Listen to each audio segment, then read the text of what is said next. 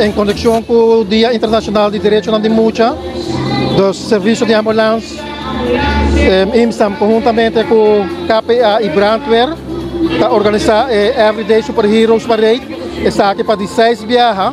Eu tenho visto que ano de pandemia com nós é diferente, mas está aqui esforço de diferentes departamentos.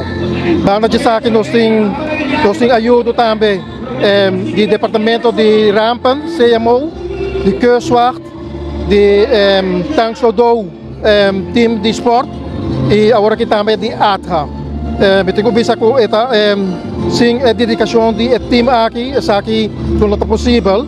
E também nós temos gente de outro departamento, com o departamento aqui com o governo, ou semi-governamental, que também está impondo de banda para se sabe possível para muitos.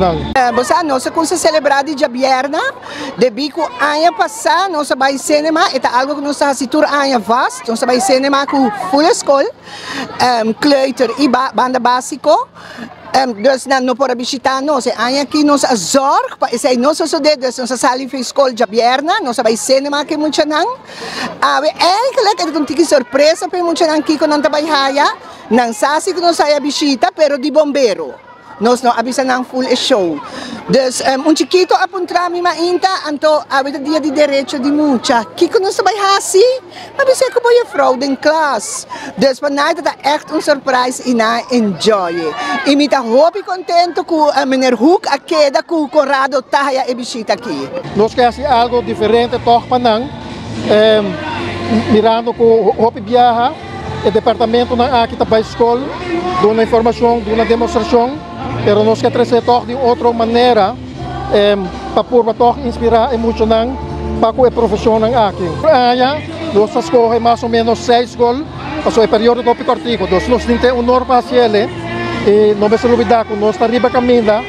Nós também está tomando tempo e nós esperamos que o tempo para cooperar conosco.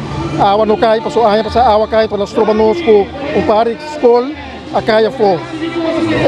Eu tenho que agradecer para estar aqui, Dr. Reinhardt, por o começo do projeto, a suportar-nos, a para nos traz, e também outro departamento, dos KPA, Brandweer, Keurswaard, Rampen Bureau, Tangsodou, e nós temos também helicóptero que está acompanhando nos e promete 2, 3 escolas.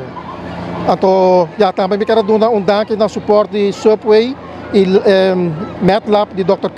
Carlos Yagua. E bij deze tour superheroes de diferentes departamentos quero felicitar muito na Ribanandia Awe.